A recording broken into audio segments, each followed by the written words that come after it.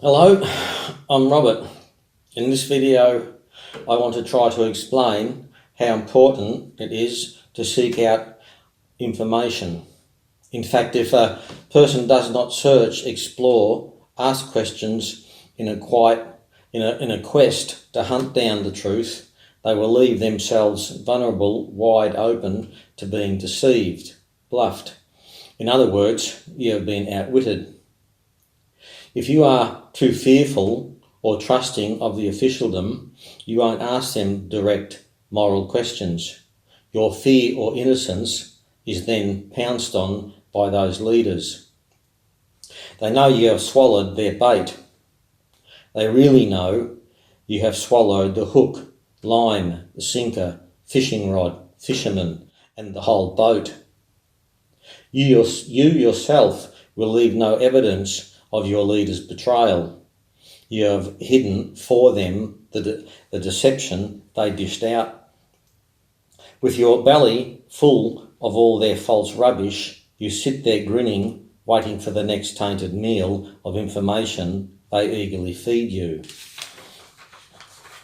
Yes, the genuine whole story is out of sight, under the heavy rocks. Of course, that is where the facts, figures, and real details are hidden. The leaders know the majority of citizens will not even consider lifting these heavy rocks. They are too heavy, too awkward, dangerous, difficult. Besides, nothing is under those heavy rocks in any case, so why bother looking? So friend, if you are only kicking over small pebbles type of rocks, this means you have only found the mass media, the bureaucrat, the politician, which in turn means you found zero, even worse than zero. For their information, their portrayal of events, their narrative is all tainted. The delusion is created that the news and their policies is for your benefit, your protection. It is not. It is for their benefit and their protection. So that's just my little way of saying that you have to look for the truth. It's more difficult if you turn the television on and listen to the media or that high-end bureaucrat or the politician. You're not going to get the truth. That's my experience, and that's how I feel. So where do you look for the truth? So you have to look for the truth in different areas. It's difficult these days because people that are involved in government, politicians or bureaucrats, they don't come out and say nothing because they're just looking after themselves. That's in reality how it works. Years ago, sometimes people poked their head up above the parapet and they said, because they had dignity and they had a conscience and they spoke up, they always paid a price for it. But this is where you get the real story from. Now I'm going to just tell you two little stories about how people said things. So I'll try to condense it down as much as I can. I have, so here I go. CSL, the Commonwealth Serum Laboratories. Now some people know about them because they live near CSL or they may have worked there and know somebody who worked there, but the majority, and I think most of people today haven't even sort of heard of them too much, or maybe a lot of the younger generation probably haven't, but they were the Commonwealth Serum Laboratories. They're called that now, but they're definitely not part of the Commonwealth. They're not ours anymore, the laboratories. Anyway, CSL, the Commonwealth Serum Laboratories, actually started making antivenoms for snakes and spider bites, also producing vaccines over a century ago. This is one of our public institutions that all Australians could be proud of. We paid for it. Some of the best scientists in the world were poached and employed there. CSL became recognised around the world, producing penicillin and various blood products, etc. Murmurs started to appear that our great institution may be put into the hands of businessmen. A highly respected man, Val Baisley, I think that's how you pronounce his name, Bazeley. Anyway, a respected man, Val Paisley, who was a director at CSL, he smelt a rat. In 1961, his opposition, he made his opposition well known to the government. He knew if ever CSL became privatised, focus would be to make money. This great institution must stay in the hands of the public, the people. It was established to make all manner of medicines, vaccines, etc., directly to benefit the people and their health. It should have nothing to do with making money for businessmen. He knew, of course, CSL had to be managed in a sensible, logical manner. Public or private operations should not waste any money or resources. That's plain common sense. In any case, he put it front and centre to the politicians. It didn't work. So then going public with his concerns, went to the newspaper. He was warned by his colleagues. If he spoke up in this manner, he would be sacked. But his dignity and conscience could not be tamed. Dr. Val Paisley, of course, already voiced his opinion to the ministers, the government, but got nowhere. Sheer frustration drove him to go public. For his trouble, this man, Dr. Val Paisley, was stood down from his position. This man was a high achiever. He worked in medicine, helped thousands of people, in fact saved thousands of lives because of his work, not to mention the countless people who would have suffered from pain, and suffering if it was not for his input and dedication to the medical world. Now I just want to read something that is so very important. In my view, it goes right to the core of how we are kept in the dark, how we are governed. A man that was appearing for the Director General of Health in a board of inquiry that was set up to examine if what Dr. Beasley had said was right or wrong, because he was a high-end bureaucrat. They're saying he shouldn't have spoke to the public. So they set an inquiry to find out how guilty he was to give him the boot or not. So this man, the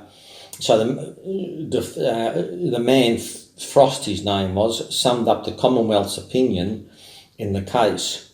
So he summed it up in these words, and I think they're real frightening words. So he was summing up the case at this board of inquiry that was set up against Paisley for speaking up. This is, and I'll read it word for word.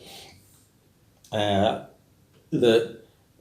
gravamen, I didn't know what that word meant. I had to look it up. It means the core or the essence of this charge. So the gravamen of this charge is that Dr. Paisley committed a breach of one of the cardinal rules of conduct to which a senior officer in his position is subject.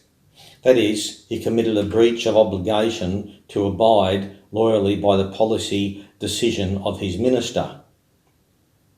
As a public servant, and quite a senior public servant, Dr. Paisley owed a duty to the Crown. Now that's a scary thing to say. No, he's a public servant and he's paid by us, the people, out of our taxes. So, owed a duty to the Crown.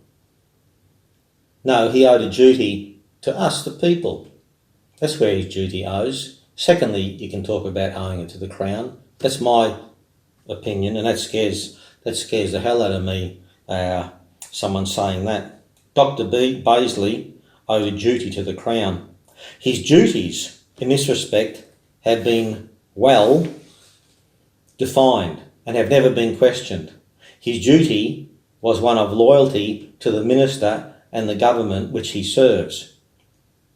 As a member of public service which he enjoys security of tenure. You see, so as a member of a public service which enjoys security of tenure. So, you're in the public service and you enjoy that security of the job and so on. Well, yeah, you enjoy the security of the job, but it's another scary statement for me because really, since you enjoy the security of this tenure, because you work and you're a high-end bureaucrat, you enjoy it. So the deal is you keep your mouth shut. If anything you see that is wrong, well then you keep your mouth shut.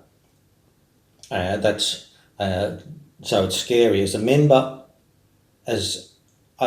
of the public service which enjoys security of tenure, that's not a deal that just because I've got a secure job here, that's not the reason why I should keep my mouth shut. There is no reason if I see something terribly wrong that I shouldn't alert the public to it. That's my feeling. Anyway, back to what Frost said. In security of tenure, it was his plain duty up to the time at which this policy had been defined and adopted by the government. If he thought it was wrong to have placed before the government every fact and every opinion which would have indicated that this policy was wrong, he should have carried his opposition, the bill as proposed, right up to that point, at which point the policy was declared. Every constitutional avenue, every proper avenue within the service was not only open to him, but it was his duty to pursue. But once that policy had been arrived at by the minister and by the government, then it was plainly his duty to abide loyally by it. Also, the minister, the government have decided it, so right, wrong or otherwise, doesn't matter. I'm a high-end bureaucrat, I'm on the inside, I know what's going on. But just because you guys said it's all great, I've got to be loyal to you, whether right, wrong or otherwise. Well, I don't agree with that. That's another scary statement. His duty to abide loyally by it. I've got to say, no, it's not his duty to abide loyally by it. If you don't care what goes on and there's something wrong, why is it your duty to agree with terrible things if you think they're terrible? No, it's your duty to open up and say something. That's how I feel. Sorry, I'll keep on getting lost here. Your duty to abide loyally by it. It was a breach of his duty publicly to criticise the policy which had been arrived at and which he might have thought wrong. It was plainly a breach of his duty publicly to criticise it, and it was plainly a breach of his duty to promote public opposition to it. Well, I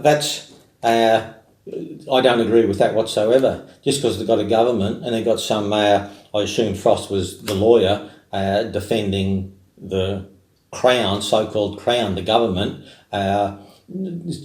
putting forward the case that he done the wrong thing by speaking up. Of course, this man, this high-end bureaucrat, Dr. Val Baisley, I'll just call him Val from now on, Val, he seen a wrong, and he, highly intelligent bloke, his whole life and career was built on medicine, and he got a job there, and he done it, and he could smell a rat starting to see the gears turn, and all the oil being put onto the gears that are going to start to promote and work towards selling CSL. Even back then, he had the knowledge and the brains to know this is wrong. It's going to just turn into a money-making business. No, this should be kept in the hands of the public. They paid for it. Such a strong institution we have here, making these medications. See, when it's not made for money, they're looking to make real medications for real problems, and that's how it works. As soon as it goes to businessmen, well, the businessmen are there to make money. The second thing is, are the medications any good or not? Well, then that'll be a matter of opinion, but they're there to make money. So he spoke up. Okay. On all the matters to do with Val, the public basically said nothing. They stayed mere onlookers, just standing by, taking no side really with the government or Val. So he went to the newspapers, it got written what was going on about him complaining about the things starting to promote to be sold, so on. Everything was slow. He could just see the things they were talking about. Oh, we'll start to put a process. They're putting little processes, but he was a very astute person. He was a man of that knew sort of how the world worked, and he knew it was so dangerous for this to happen and so wrong. So he spoke up. But the people, they're not involved enough. They just stood by and, CSL, whatever, I don't know, and they never said too much. So that was in the 1960s. That happened with Val Paisley, and yes, he was stood down. He ended up working overseas, working on polio vaccines with the famous bloke Salk, I think his name is. So we lost him because of these.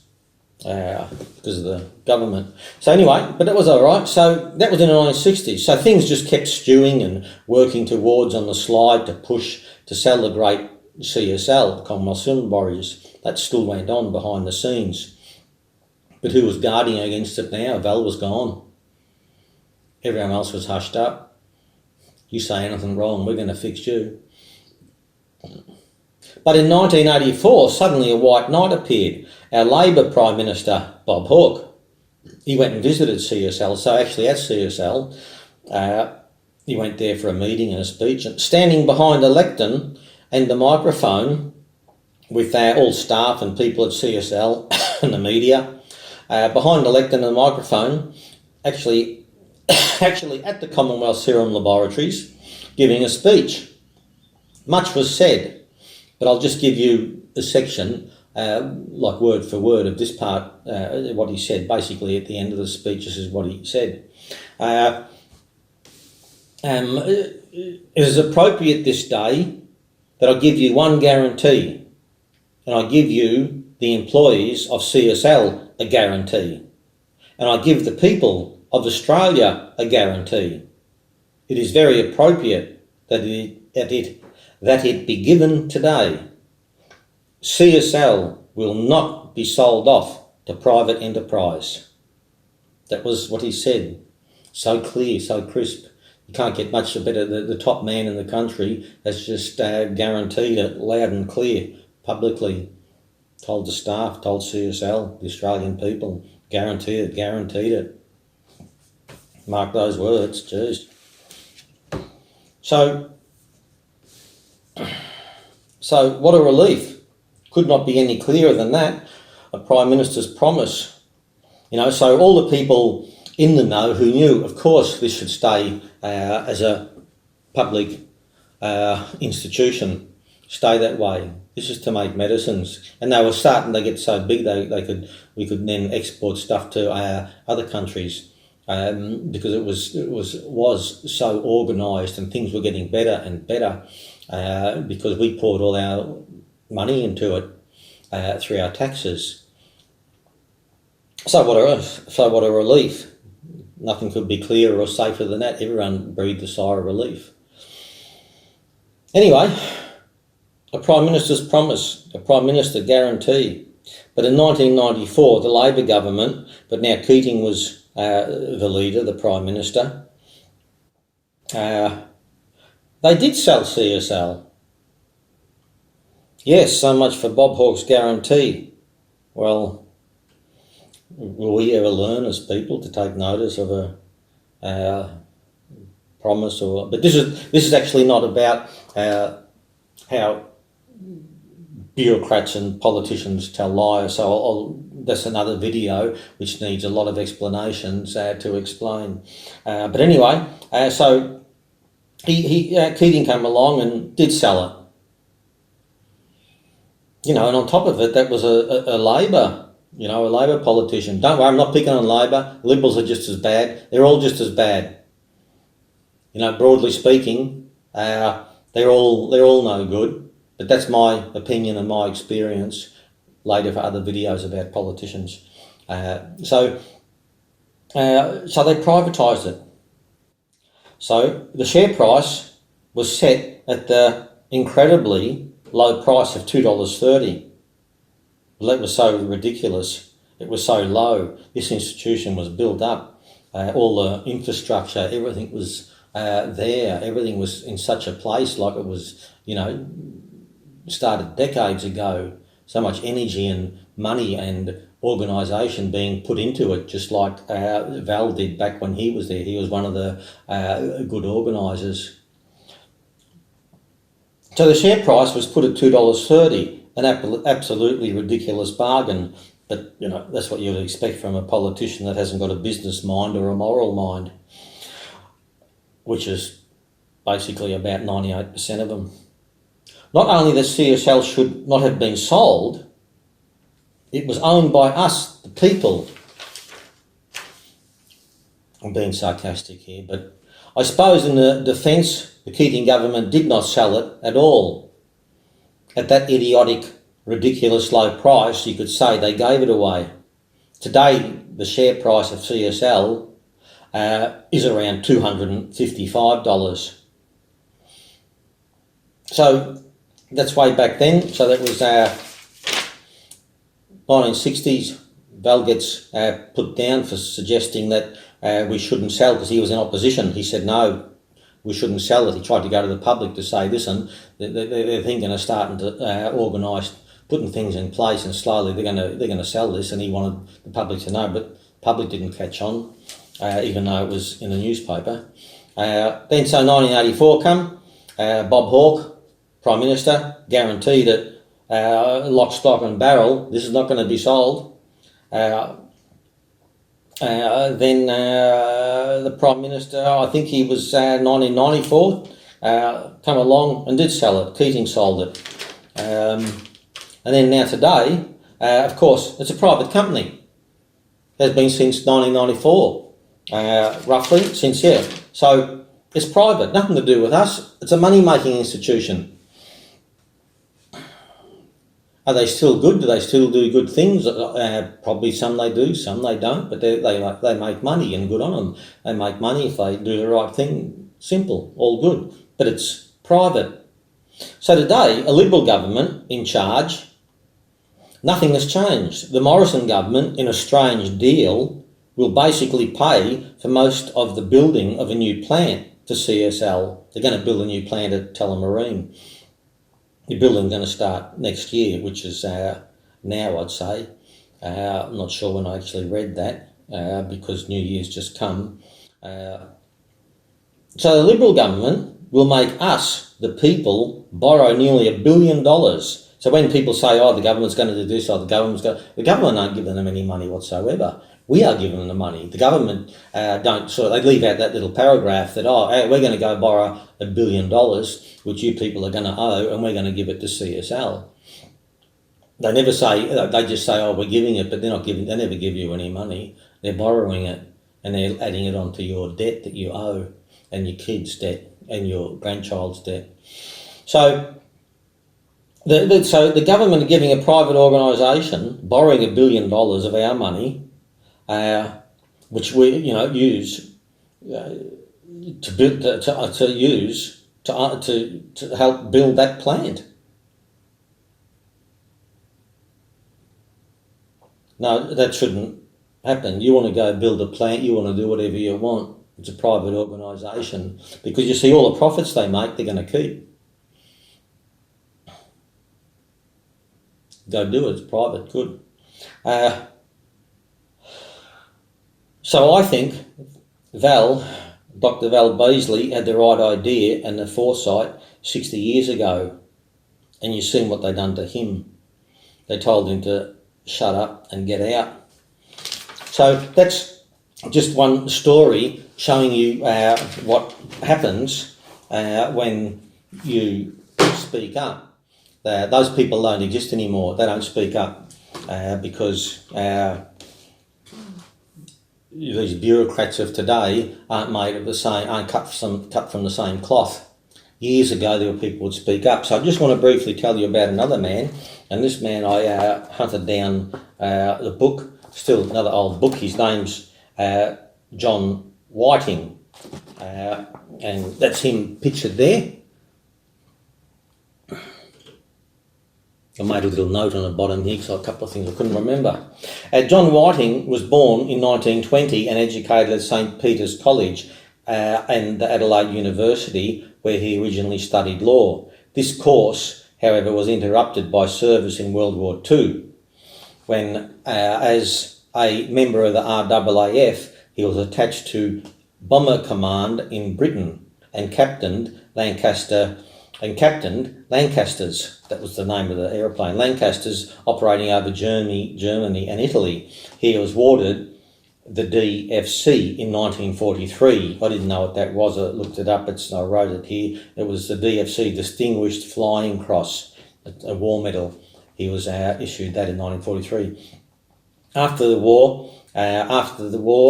discharge from the RAAF, John Whiting signed on, and he worked on a steam boat, and he'd done several things, and in the finish he came back to Australia. Returning to Australia in 1950, he later married, and at the age of 34 embarked on a medical course.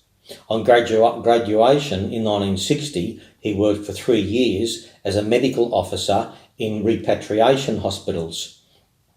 Today, he is a great general practitioner in South Australia. I assume, I haven't looked him up yet, I assume he's dead now because he'd be roughly in late 90s, he could be alive.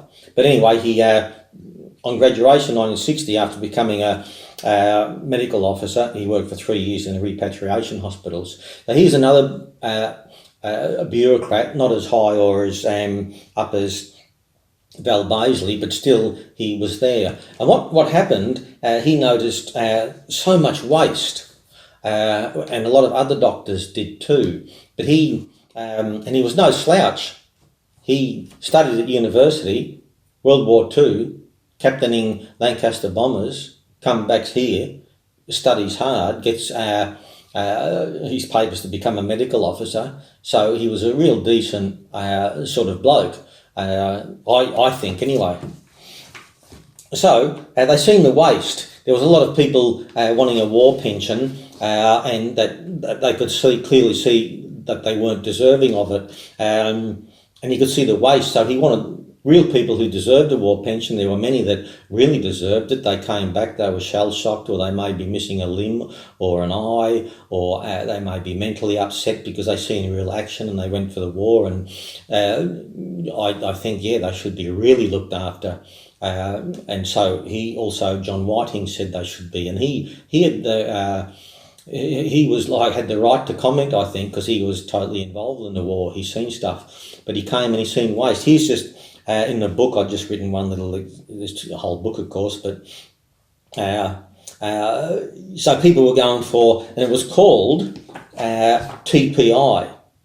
TPI, which stands for totally permanently incapacitated due to war. So if you got a TPI pension, you were set. You got a good pension and you got all these other benefits. Some people, a lot of people, like I say, they deserved it and well-meaning, and that's where I'd want my taxes to go to those well-meaning people. But there were some people who never even saw any action and never left the shores of Australia, as in this example, that a man was turned into a drunk. Like a man was turned into a drunk because of a terrible mental agony of sitting at an office desk in Sydney as an army clerk 25 years ago. So 25 years ago, after the war, he's saying he's all upset because of the war, and but he never seen action. He was sitting at a desk, just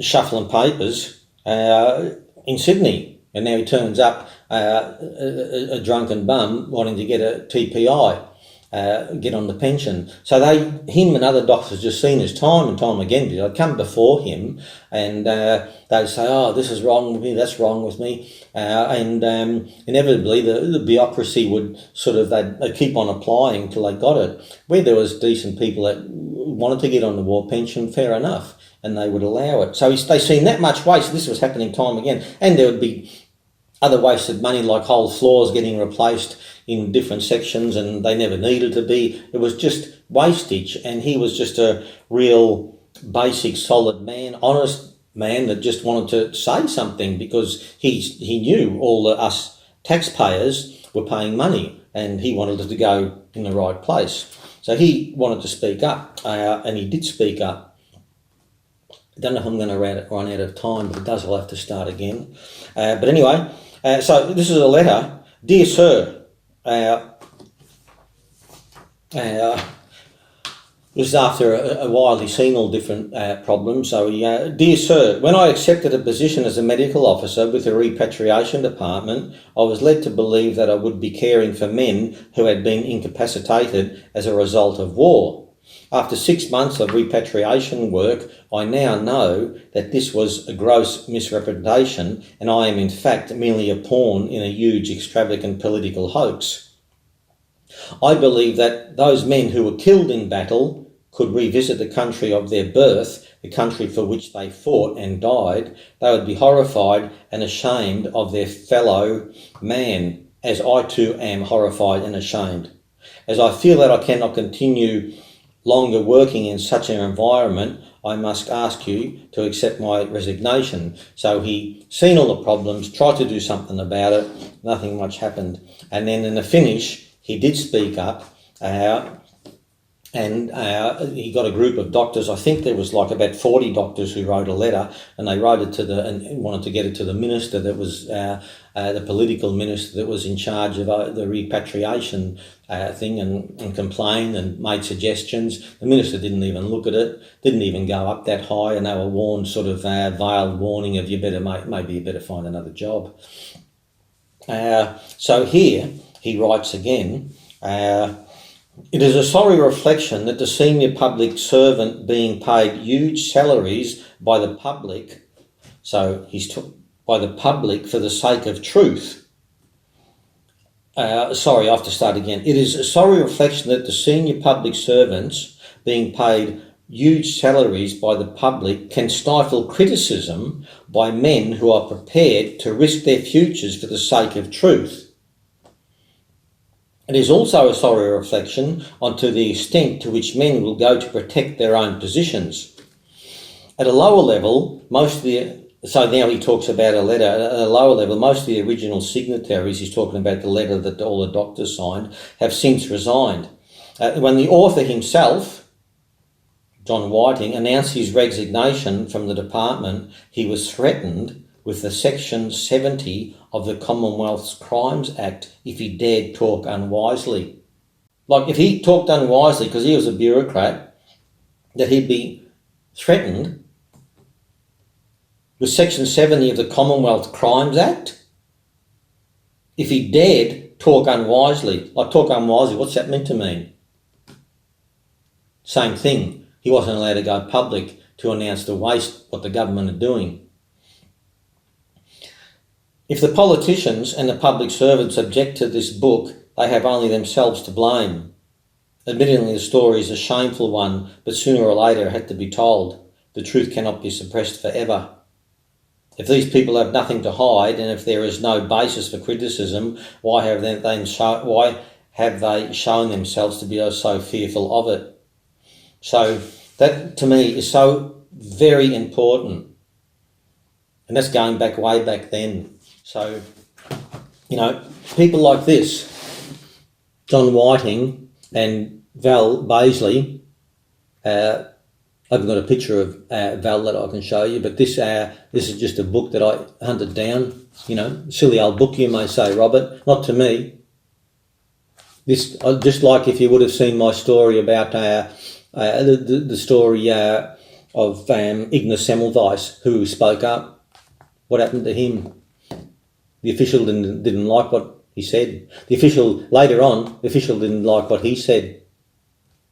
A couple of 100 years later, warned with the Crimes Act if he speaks up.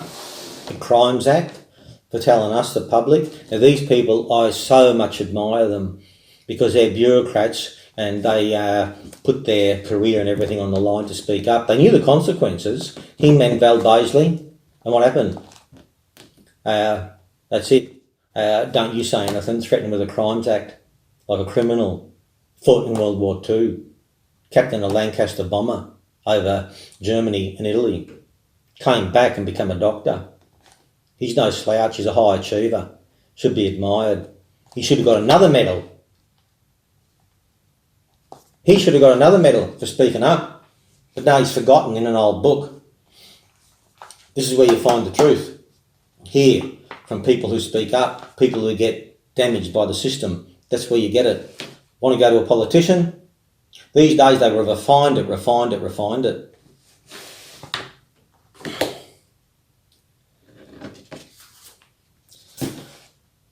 I just written something here. I just made it up because in my mind, sorry, I'll go have a drink. This is exactly where you get information from. This is where I get information from. I get it from people like that man who not only stood up, he went to the trouble to write a book. The book's actually fiction. Not fiction in the facts, but fiction he had to make up names and say everything so he wouldn't be slewed, chucked in jail, sentenced. So he had all different names, but all the things are true in that sense. It's hard to write a book, and he was still fearful, but he'd done it. Spoke up at the time, and what did they do? Foot him up the arse and said you'd be threatened with a Crimes Act. That's just disgusting. What's worse is the public don't get behind these people. They just fade away. They do their best and there's no backing for them. They back the other things. They back the people on television. That's where you get the truth. So I'm going to just tell you, if you're interested, find the truth, where you get it from. Information that you really wish to know in no way comes from the officialdom. Those respected, trusted ones, all clean in their lovely clothes, suits, explaining what is right from wrong, is no place you get the truth from. Authentic truth is found in the artisan, the artist, lost in a world of their own free will. They tell the truth in a picture, a poem, a story, a speech. The daydreamer, the hardened protester, the singer-songwriter, the tough-knuckled rebel, the recluse in their mansion, or the rag-covered hermit who withdraws to live alone in a cave with pen and paper to record real truth. The mumbling one that seems insane on the sidewalk, or the agitated, sensitive novelist. The dusty old book written decades ago or centuries ago. All the above is where you search for truth, because all of those mentioned were either mentally or physically harmed by the officialdom. Mind or body was mangled and they suffered. In their suffering, they wrote, they painted, they mumbled, trying to create a truth that we, the masses, would finally recognise, understand, so we could heed their warnings, so we could avoid their sufferings, so we could avoid the sufferings they have endured. Alas, we don't listen to the wounded, experienced minority. We all run to listen to the leaders, the politicians, pushing aside the poet, the hermit, the protester, stomping over their work as if it never existed. The sage, the prophets, words are chiselled in stone, written in leather-bound books, cast in bronze all over our world, but all seem to be covered in a muddle of ignorance. In so doing, they are unceremoniously shoved off centre stage, where they really rightfully belong. We then not only allow the celebrity, the bureaucrat, the politician to walk up to the stage, taking in the limelight, we actually rush to help them up the stairs, then go to sit on the floor like little children, staring up at the glitz and glamour, absorbing every flawed, deceptive, trumped-up sentence they speak. Why do we do this? Well, in other videos, I'm going to try to explain why we do this. Literally, I'm going to explain that. And here, you see, every bureaucrat, every politician, this is how it works. You see that? That's scale. So, you know, to me, you've got rights and you've got responsibilities. And the rights that you are given has to be balanced out by your responsibilities. Today, the bureaucrats, the politicians don't work like that. You've got a right, you've been given that right to make clear, truthful, proper decisions to look after us, the public. That's your right as a politician or a bureaucrat. You're put there. Your responsibility is to be moral and to be honest. You don't see bureaucrats coming out saying anything today. The politician and the bureaucrat stand side by side, agreeing with the narrative, agreeing with the portrayal of the events. No one says nothing. You think behind closed doors what's really going on is revealed. How come? No, little interviews here, there. You start trying to ask direct questions as just a little member of the public, see what happens. So I hope that it's so important to know. It's simple. It's so basically important. You want to find the truth. The three places mainly everyone looks is the media, the mass media, the politicians and the bureaucrats. And they're the three places you'd never look because you're not going to get the truth. Any guarantee they give is already broken the moment they give it. Anyway, I have still a lot more to go. And that's all for this video. I hope I've said something that somehow rings true with you. If not, I'm going to just keep on trying. So that's all, and thanks, and I'll may see you again. Thank you. Bye.